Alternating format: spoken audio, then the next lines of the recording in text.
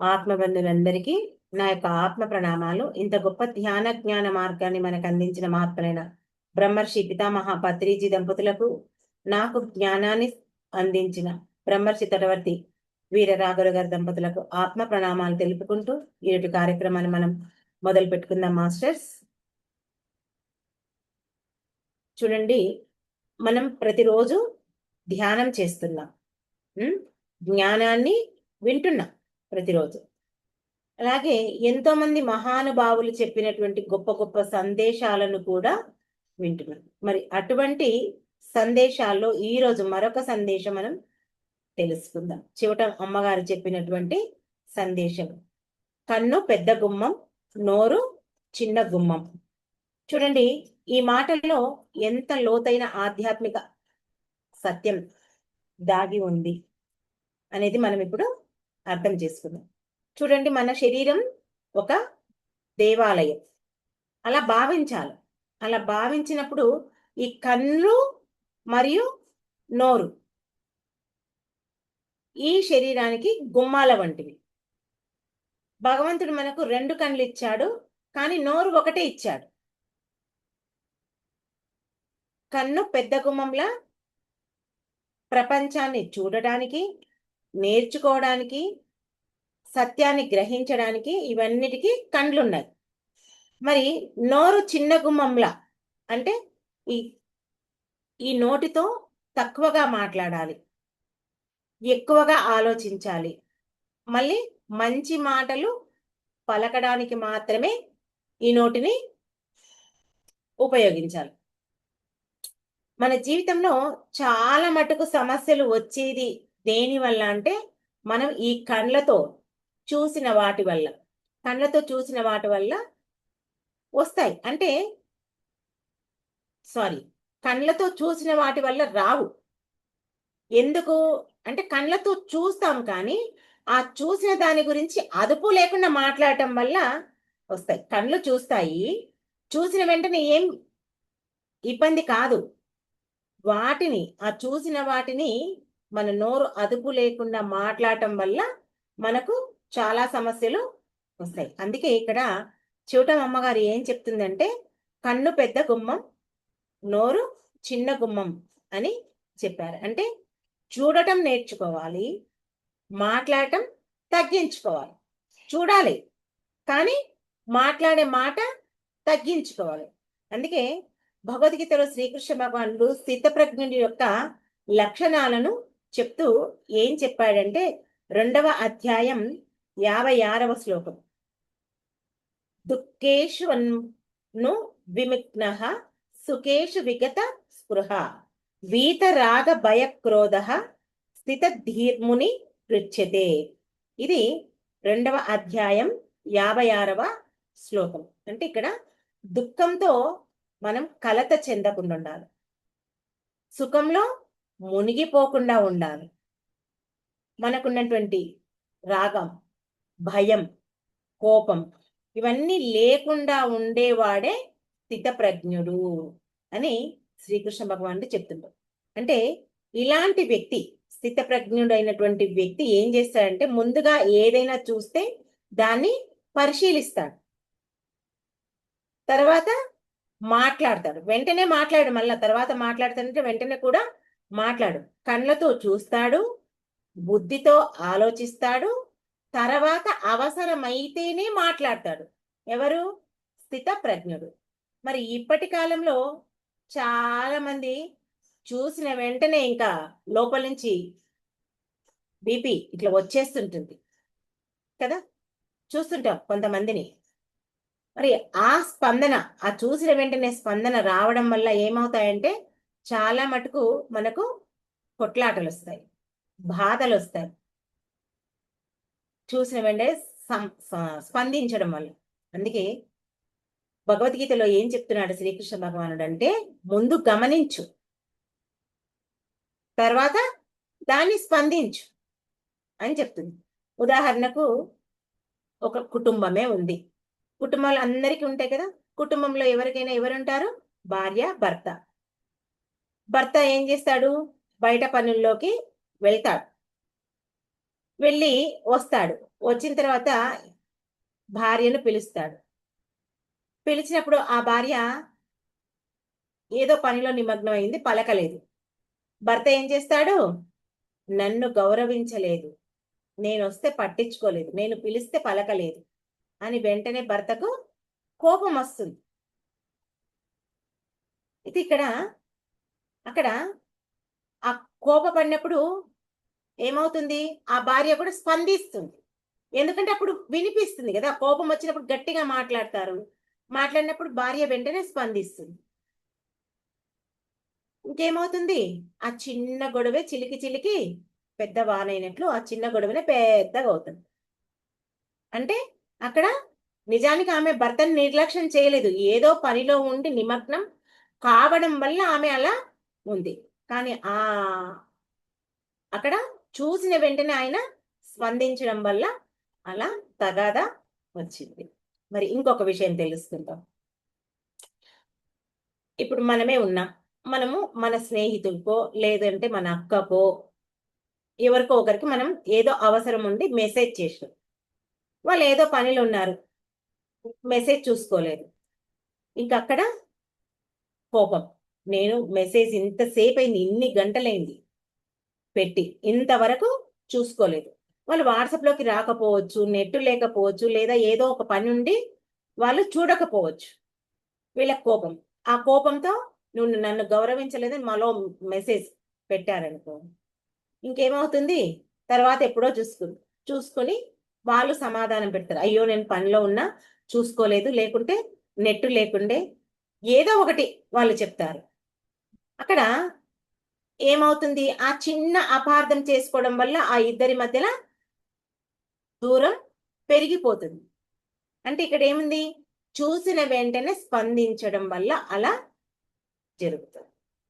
ఇక్కడ మనం ఇది అర్థం చేయాలి. అందుకే పెద్దలు ఏం చెప్తారంటే, చూసిన వెంటనే ఏదైనా సరే మనం స్పందించవచ్చు, దాన్ని అర్థం చేసుకోవాలి. అవతల వ్యక్తి ఎందుకు చూడలేదు, ఎందుకు పలకలేదు అనేది మనం గమనించాలి అంటున్నారు. ఇదే కన్ను పెద్ద గుమ్మం, నోరు చిన్న గుమ్మం అనే అమ్మగారి సందేశంలో ఉన్నటువంటి ప్రధానమైనటువంటి ఒక బోధ. ఏం చేయాలి? ముందుగా మనం గమనించాలి, తర్వాత ఆలోచించాలి, ఆలోచించిన తర్వాతే మనం మాట్లాడాలి. అప్పుడు మన యొక్క సంబంధ బాంధవ్యాలు చక్కగా ఉంటాయి, మనలో తగాదాలు కూడా తగ్గుతాయి. ఎందుకంటే ఈ కళ్ళు అనేటివి జ్ఞాన ద్వారాలు, అవునా? భగవంతుడు మనకు 2 కళ్ళు ఇచ్చాడు. ఎందుకు అంటే, ఒకటేమో ఈ బయట ప్రపంచాన్ని చూడడానికి ఇచ్చారు, మరొకటి మన లోపల అంతర్ముఖంగా మనల్ని మనం చూసుకోవడానికి ఇచ్చారు. చాలా మంది ఏం చేస్తారు? ఇతరులు ఏ తప్పులు చేస్తున్నారు అనే ఆ చూడటంలో గొప్ప వాళ్ళు ఉంటారు, ఇతరుల తప్పులను. కానీ తమలోని లోపాలను చూడటానికి వెనకబడిపోతారు. చూడండి, ఎదుటి వ్యక్తి లోపల తప్పులు చూడడానికి రెడీగా ఉంటాయి కళ్ళు. కళ్ళు మూసుకొని మన లోపలికి మనం చూడడానికి, అంటే మన తప్పులను చూడడానికి, ఇప్పుడంటే ఏదో ఆరోగ్యం బాగుంటుందని, మనసు బాగుంటుందని, ఈ జన్మ వచ్చిందే ధ్యానం చేయడానికని, జ్ఞానాన్ని పెంచుకోవడానికని, మనలో ఉన్నటువంటి అజ్ఞానం తగ్గించుకోవడానికని, ఇలా రకరకాలుగా తెలిసి ఇప్పుడు కళ్ళు మూస్తున్నాం. కానీ మన లోపాలను మనం చూసుకోవడానికి వెనకబడి పోతాం. మరి ఇక్కడ నిజమైనటువంటి ఆధ్యాత్మికత అంటే ఇతరులను చూడటం కాదు, మనల్ని మనం చూసుకోవడమే నిజమైనటువంటి ఆధ్యాత్మికత. అందుకే భగవంతుడు మనకు 2 కళ్ళు ఇచ్చాడు. వాటిని మనం బాహ్య ప్రపంచాన్ని చూస్తాం ఆ కండ్లతో, కానీ మనలోని లోపాలను, మన యొక్క ఆలోచనలు, మన యొక్క స్వభావాన్ని పరిశీలించడానికి మన యొక్క జ్ఞాన దృష్టి కావాలి. మరి ఆ జ్ఞాన దృష్టితో తనను తాను పరిశీలించుకొని సరిదిద్దుకునేవాడే జీవితంలో ఎవరైనా సరే ఎదుగుతారు. అందుకే మనకు భగవద్గీతలో శ్రీకృష్ణ భగవానుడు 6వ అధ్యాయం 5వ శ్లోకంలో ఏం చెప్తారంటే, ఉద్ధరేదాత్మ ఆత్మానం అవసాదయే, ఆత్మైవ ఆత్మనో బంధురాత్మైవ రిపురాత్మన. అంటే మనిషి తనను తానే పైకి లేపుకోవాలి. తనని తానే ఎప్పుడు దిగదార్చుకోకూడదు. తనకు తానే మిత్రుడు, తనకు తానే శత్రువు. అలాగే మన కన్నులు ఇతరుల యొక్క తప్పులు చూడటానికే కాదు, మనలోని లోపాలను కూడా చూడటానికి, అంటే అక్కడ చూసుకోవాలి. నేను ఎక్కడ తప్పు చేస్తున్నాను, ఎక్కడ కోప్పడుతున్నాను, ఎక్కడ అహంకారం చూపించుకుంటున్నాను, నేను చేసేది ఏంటి అని మనల్ని మనం పరిశీలించుకోవాలి. ఎప్పుడైనా సరే మనం ఆత్మ పరిశీలన అనేది చాలా చాలా ముఖ్యం. ఎవరైతే ఆత్మ పరిశీలన చేసుకుంటారో తనను తాను పైకి తీసుకెళ్ళగలుగుతాడు. అందుకే శ్రీకృష్ణ భగవానుడు ఏం చెప్తున్నాడు? ఉద్ధరేదాత్మ ఆత్మానం అని మనకు ఉపదేశించింది. మరి ఇంతకు నోరు చిన్న గుమ్మం అంటున్నాం కదా, ఎందుకు అంటే మనం ఎక్కువ మాట్లాడినప్పుడు తప్పులు ఎక్కువ అవుతాయి, అంతే కదా. నేను ఎక్కువ మాట్లాడని గొప్పలు చెప్పుకుంటే అక్కడ ఎప్పుడో నీవు తప్పుగా మాట్లాడుంటావు. కానీ ఎక్కువ వినేవాడు, ఎక్కువ గమనించేవాడు జ్ఞానవంతుడు అవుతాడు. ఎక్కువ వినేవాడు, ఎక్కువ గమనించేవాడు, గుర్తుపెట్టుకోండి. మరి దీనికి భగవద్గీతలో శ్రీకృష్ణ భగవానుడు 17వ అధ్యాయం 5వ శ్లోకం, అనుద్వేగకరం వాక్యం సత్యం ప్రియహితం చయత్ స్వాధ్యాయమభ్యాసనం చైవ వాంగ్మయం తప ఉచ్యతే. అంటే ఇతరులకు బాధ కలిగించని సత్యమైనటువంటివి, ప్రియమైనటువంటివి, హితమైనటువంటి మాట మాట్లాడాలి. ఆ మాట మాట్లాడమే, అట్లాంటి మాటలు మాట్లాడమే వాక్ తపస్సు. ఏంటి? సత్యమైన మాటలు మాట్లాడాలి, ప్రియమైన మాటలు మాట్లాడాలి, ప్రియమైన హితమైన మాటలు మాట్లాడాలి. ఇవి మాట్లాడడం వల్లే వాక్ తపస్సు అంటున్నారు. అందుకే నోరు చిన్న గుమ్మం కావడం ఈ సందేశం యొక్క ఏంటి అంటే తక్కువ మాట్లాడాలి, మంచిగా మాట్లాడాలి. ఎందుకంటే మనం గమనిస్తే మన మాటల వల్లనే మనకు తగాదలుస్తాయి. మరి మాట వల్లనే కూడా మహాభారతం వచ్చింది.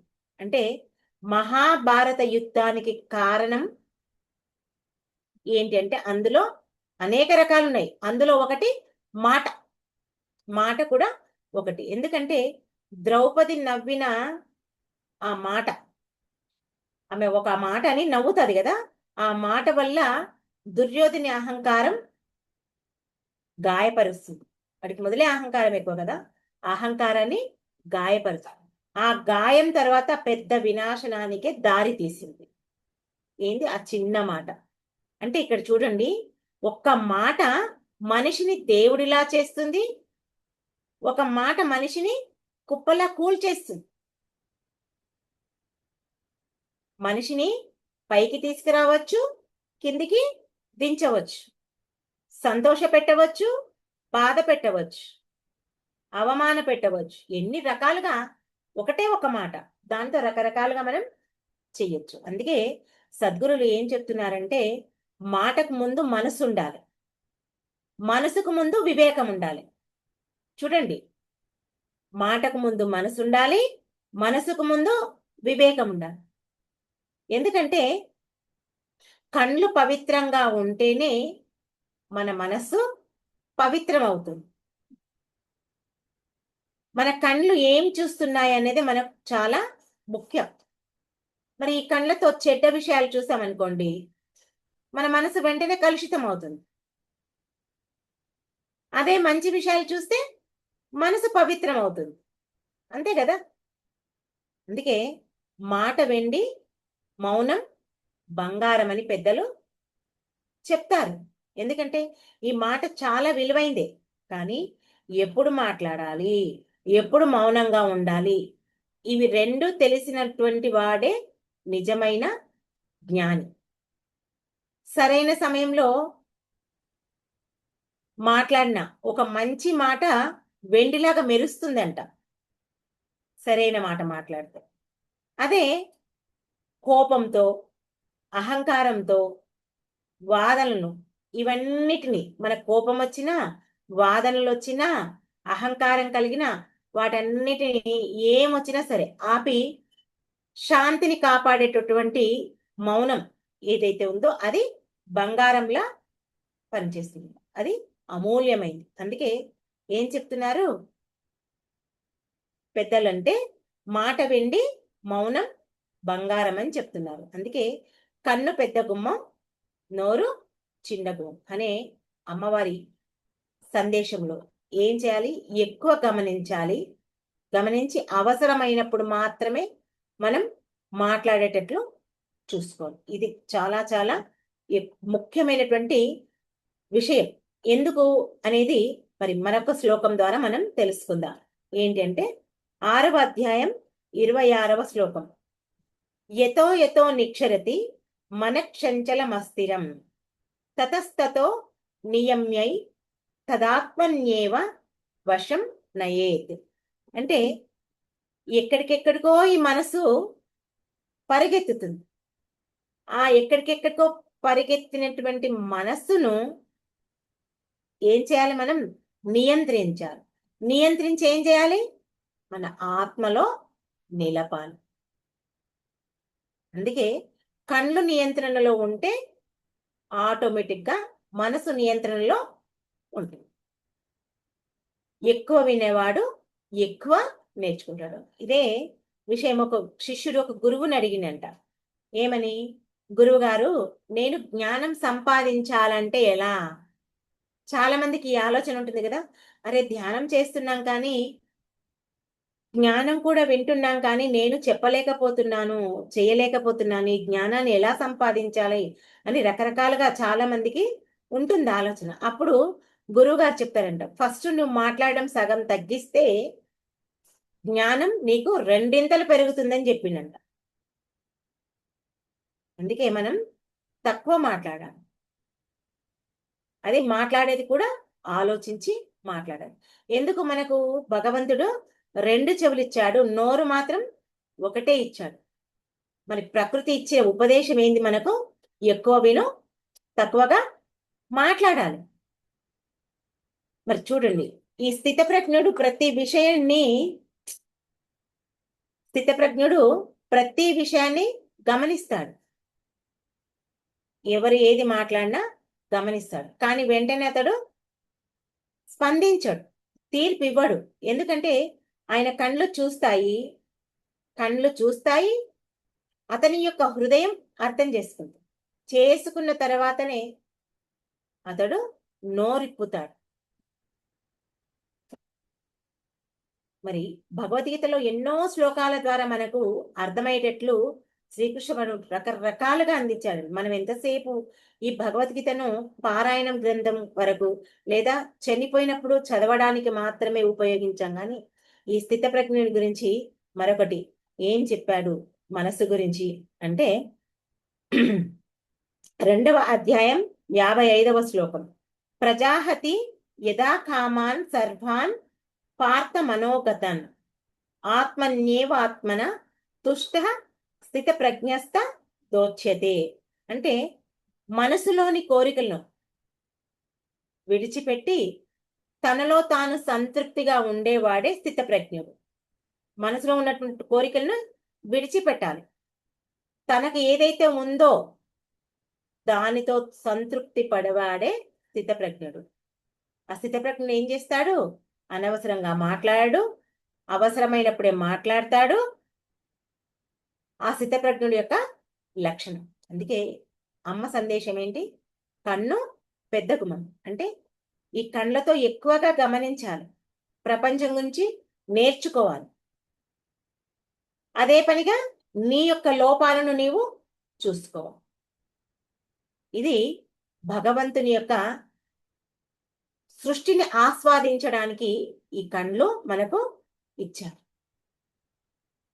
మనం ఆ ప్రకృతిని, భగవంతుడిచ్చినటువంటి సృష్టిని ఆస్వాదించే కంటే మనం ఏం చేస్తాం? ఎక్కువగా ఇతరుల యొక్క లోపాలను చూడడానికి,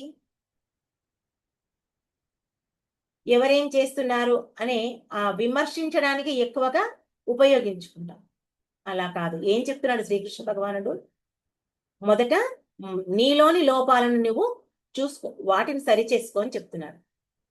మరి ఇక్కడ నోరు చిన్న గుమ్మం అంటే నువ్వు తక్కువ మాట్లాడాలి. ఇంకేం చెప్పాడు? సత్యం మాట్లాడాలి, ప్రేమతో మాట్లాడాలి, హితమైన మాటలే మాట్లాడాలి. ఇంకొకటి, ఇతరులకు ఉపయోగపడే మాట మాత్రమే పలుకు, లేకుంటే మాట్లాడదు. అందుకే పత్రిక గారు చెప్పారు మనకు చాలాసార్లు, ఏంటి, నీ నోటి నుంచి వచ్చే మాట నీకైనా ఉపయోగపడాలి, లేదా ఇతరులకైనా ఉపయోగపడాలి. ఉపయోగపడని ఒక్క మాట కూడా నీ నోటి నుంచి రావద్దు అని చెప్పారు. అంటే అంత విలువగా మన యొక్క మాటల్ని ఉపయోగించాలి. అందుకే మనం ఏం చేయాలంటే, ఇప్పుడు ఈ ధ్యాన మార్గంలోకి వచ్చాం, ఎంతో జ్ఞానాన్ని పొందుతున్నాం, చివరి జన్మం చేసుకోవాలనుకుంటున్నాం కదా, ఎన్నో రకరకాలుగా అనుకుంటున్నాం, అవునా? అంటే మనం గురువులు చెప్పినట్టువి వాటిని పాటించాలి. మరి ఈ కన్ను పెద్ద గుమ్మం, నోరు చిన్న గుమ్మం అనే దాని ద్వారా మనం ఈరోజు మనకు మనం ఏం చెప్పుకోవాలంటే, నా కండ్లు ఎప్పుడూ మంచి విషయాలనే చూడాలి. ఎందుకు? కండ్లు మంచిగా చూస్తే ఎప్పుడు మన మనసు మంచిగా ఉంటుంది. చెవులున్నాయి, ఈ చెవులతో మంచి విషయాలనే వినాలి. మంచి విషయాలంటేనే మనం ప్రశాంతంగా ఉంటాం. ఈ నోరుందు ఎప్పుడు సత్యాన్ని, ప్రేమను, దయను మాత్రమే పలకాలి. అంతే కదా?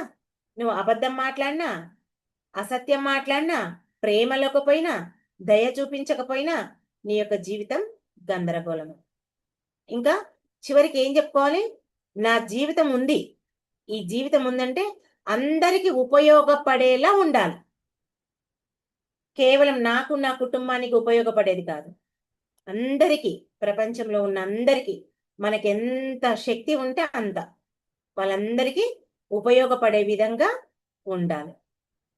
అందుకే చూడండి, కన్ను పెద్ద గుమ్మం, నోరు చిన్న గుమ్మం అనే అమ్మగారి మాట కేవలం ఒక సామెతలా కాకుండా మన యొక్క జీవితాన్నే ఆధ్యాత్మిక సాధనగా మార్చడానికి అవకాశం మనకు ఉంటుంది.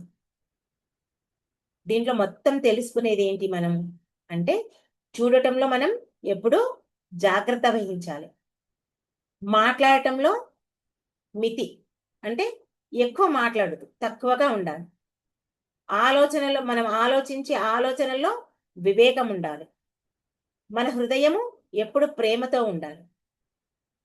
ఇదే కన్ను పెద్ద గుమ్మం, నోరు చిన్న గుమ్మం అనే అమ్మగారి అమూల్యమైనటువంటి సందేశం. మరి ఇది చివటం అమ్మ చెప్పిన ఒక్క మాటనే కాదండి, భగవద్గీతలో ఎన్నో రకాలుగా మనకు శ్రీకృష్ణ భగవానుడు అందించినటువంటి బోధల యొక్క సారం కూడా ఇదే. ఏంటి? ఇంద్రియ నిగ్రహం, వాక్ సంయమనం, మనో నిగ్రహం అన్ని కూడా ఈ ఒక్క మాటలోనే దాగి ఉన్నాయి. ఏ ఒక్క మాట? కన్ను పెద్ద గుమ్మం, నోరు చిన్న గుమ్మం. దీన్ని లోతుల్లోకి వెళ్తేనే మనకు దాని అంతరార్థాలు తెలుసుకుంటేనే మనకు అర్థమవుతుంది. మహానుభావులు ఇచ్చినటువంటి ప్రతి ఒక్క సందేశం మనం కనుక అర్థం చేసుకొని ఆచరిస్తే మన జీవితం చాలా చాలా బాగుంటుంది. ప్రతి ఒక్క సందేశాన్ని అర్థం చేసుకోవాలి, ఆచరణలో పెట్టాలి. అర్థమైంది కదా? కన్ను పెద్ద గుమ్మం, నోరు చిన్న. ఓకే మాస్టర్స్, ఈ అవకాశాన్ని నాకు ఇచ్చినందుకు మీ అందరికీ నా యొక్క కృతజ్ఞతలు. Thank you. మరి అందరం కాసేపు ధ్యానంలో కూర్చుందాం.